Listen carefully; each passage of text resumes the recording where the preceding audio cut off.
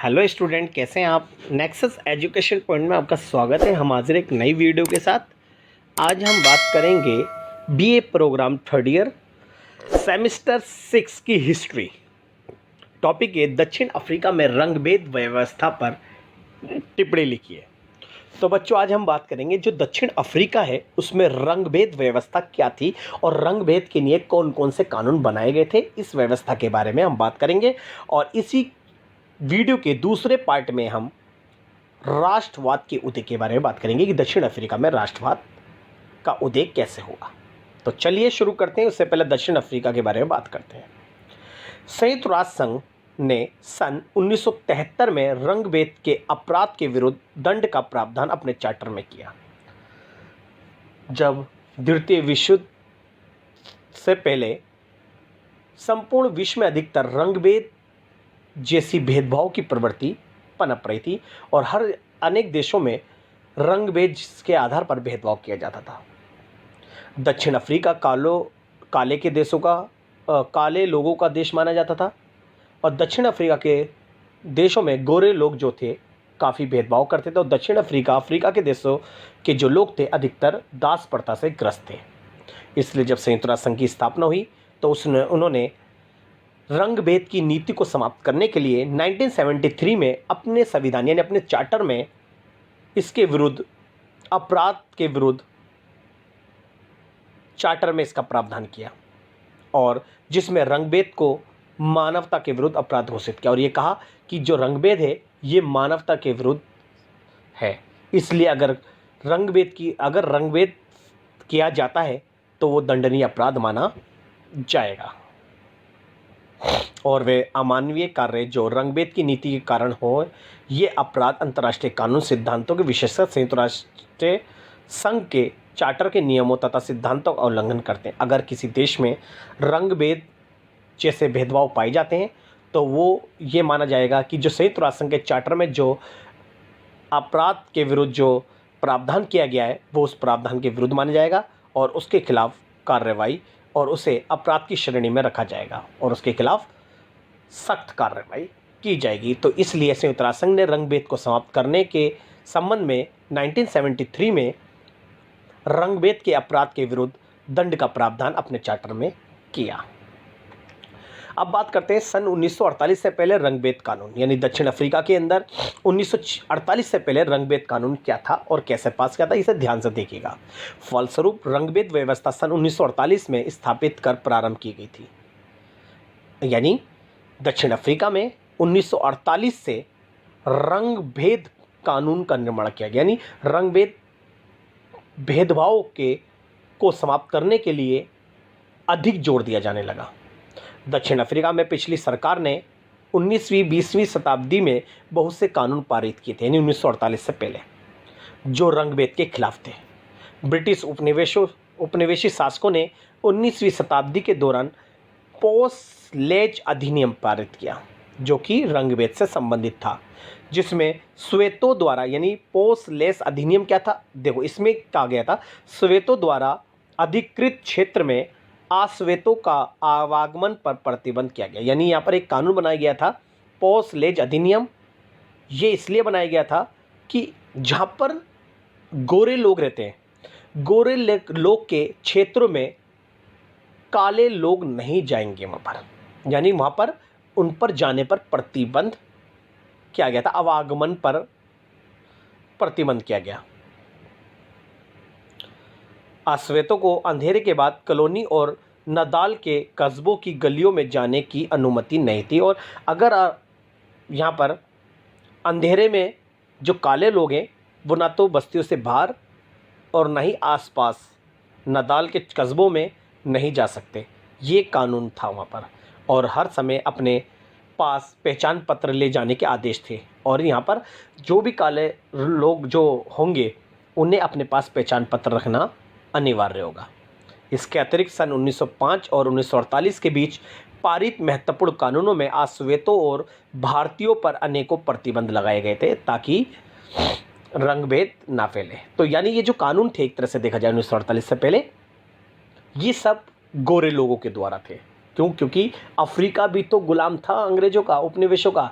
तो अंग्रेज जो थे गोरे लोग होते हैं, उन्होंने अपने फेवर में अनेकों कानून बनाए और बहुत सारे काले लोगों के ऊपर बहुत सारे प्रतिबंध लगाए। तो ये कानून था 1948 से पहले। तो यहाँ पर भेदभावपूर्ण कानून था। अब बात करते हैं सन 1948 के बाद रंगभेद कानून बने। जब आपको पता है कि द्वितीय विश्व युद्ध के बाद एशिया और अफ्रीका के देश स्वतंत्र हो गए, तो अफ्रीका भी आज़ाद हो गया। तो यहाँ पर अब गोरे लोगों का शासन नहीं रहा, यानी यहाँ पर स्वराज्य आ गया। तो यहाँ पर जैसे ही डेनियल मालान की सरकार बनी, उन्होंने रंगभेद प्रणाली के संस्थापन की प्रक्रिया आरंभ कर दी। इन्होंने रंगभेद विरोधी कानूनों में बदलाव करा। अब यहाँ पर इनके खिलाफ होने वाले भेदभाव को दूर करने के लिए नेशनलिस्ट पार्टी का मालान पहला रंगभेद प्रधानमंत्री बना, यानी ये भी एक काले प्रधानमंत्री बने। और सरकार ने रंगभेद को समाप्त करने के लिए अनेक कानूनों को पारित किया, जिसमें 1950 में जनसंख्या पंजीकरण अधिनियम था। ये दक्षिण अफ्रीका में प्रत्येक व्यक्ति को रंगभेद की व्यवस्था के हिस्से के रूप में उनकी नस्लीय विशेषताओं के आधार पर वर्गीकृत करता है। पहले उन्होंने सबसे पहले रंगभेद के आधार पर उन्होंने कलर के हिसाब से वर्गीकृत में रखा लोगों को। फिर उसके बाद इसके अतिरिक्त विशाल रंगभेद का दूसरा अधिनियम 1950 का ग्रुप एशिया अधिनियम था, यानी दूसरा एक अधिनियम था। पहला अधिनियम था कि जितने भी नस्लीय विशेषता वाले जो लोग हैं उनको अलग अलग वर्गों में बांटना। फिर दूसरा जो अधिनियम बनाया था रंगभेद के लिए वो था 1950 का ग्रुप एशिया अधिनियम, और 1950 में इमोरलिटी अधिनियम पारित किया। फिर एक और पारित किया जो रंगभेद व्यवस्था से संबंधित था। अतः सन 1948 के बाद रंगभेद से संबंधित बनाए गए अधिनियम निम्नलिखित है, जैसे कि 1950 में सप्रेशन ऑफ कम्युनिज्म अधिनियम था। दूसरा 53 में बंधु एजुकेशन अधिनियम था। 51 बंटू अथॉरिटीज़ अधिनियम था। ये सारे सब रंगभेद के खिलाफ कानून बनाए गए थे। अब बात करते हैं दक्षिण अफ्रीका में रंगभेद शासन के खिलाफ संघर्ष। आपको पता है द्वितीय विश्व युद्ध से पहले दक्षिण अफ्रीका में काफ़ी रंगभेद की नीति पर रंगभेद को ज़्यादा बढ़ाया गया था, क्योंकि यहाँ पर रंगभेद के आधार पर काले लोगों के साथ बहुत भेदभाव करती थी गोरे रंग की सरकार, यानी ब्रिटिश साम्राज्य। जब द्वितीय विश्व युद्ध के बाद वो आज़ाद हो गए तो यहाँ पर अनेकों कानूनों का निर्माण किया गया। अब दक्षिण अफ्रीका के रंगभेद शासन के खिलाफ संघर्ष। 1917 के कठोर भूमि अधिनियम जैसे कानूनी प्रावधान दक्षिण अफ्रीका के संघ के बाद अस्तित्व में आया, जिसने रंगभेद आंदोलन के लिए एक मोर्चा तैयार करा। यानी 1917 के बाद दक्षिण अफ्रीका में एक मोर्चा तैयार हुआ जो रंगभेद के खिलाफ काम कर रहा था। 1917 के भूमि अधिनियम ने आश्वेत अफ्रीकियों को वोट देने के अधिकार से वंचित कर दिया, यानी जो अफ्रीका के काले लोग हैं 1917 में भूमि अधिनियम के तहत अब वो वोट नहीं दे सकते। और संपत्ति रखने के अधिकार को रंगभेद के खिलाफ संघर्ष में शामिल अपराधियों के मांगों में से एक माना गया। जो वहाँ पर ब्रिटिश सरकार ने जो वहाँ पर वोट देने का जो अधिकार जो छीना गया था, और यहाँ पर काले लोग अपनी संपत्ति नहीं रख सकते थे, इसके खिलाफ 1917 के बाद एक मोर्चा तैयार हुआ। रंगभेद आंदोलन के समर्थकों के अग्रदूतों ने उन्होंने उपमहाद्वीपों के सभी वंचित नस्लों के लिए साल में 1 या 2 बार बैठक कर अतीत का मूल्यांकन करने की अपील की। यानी जो एक मोर्चा तैयार किया गया था 1917 के बाद, यहाँ पर ये समय समय पर मीटिंग करते थे जो इन वंचित निर्जातियों के विकास को रोकने के लिए जिम्मेदार थे। अफ्रीका के लोगों को एक साथ लाने में उन्होंने महत्वपूर्ण और सराहनीय योगदान दिया। पिक्सली का इसका सैम ने एक आंदोलन की शुरुआत की, जिसके द्वारा 8 जनवरी 1912 में अफ्रीकी राष्ट्रीय कांग्रेस ANC की स्थापना का मार्ग प्रस्तुत किया। आश्वेत अफ्रीकी लोगों को उनकी समस्याओं के बारे में बताने और उनके संघर्ष का नेतृत्व करने के लिए एक एकत्रित नेतृत्व अस्तित्व में आया। यानी ये जो बनाया गया था, ये जो 8 जनवरी 1912 में अफ्रीकी राष्ट्रीय कांग्रेस, ये गरीब और काले लोगों के हित के लिए कार्य कर रही थी और उनकी समस्याओं के बारे में उनको अवगत कराना था। यानी इन्होंने रंगभेद को समाप्त करने और काले लोगों के हित के लिए कार्य करने के लिए मंच था। हालांकि काफ़ी हद तक उसने काले अफ्रीकी नागरिकों को अच्छे अस्तित्व की अवधारणा की पेशकश की।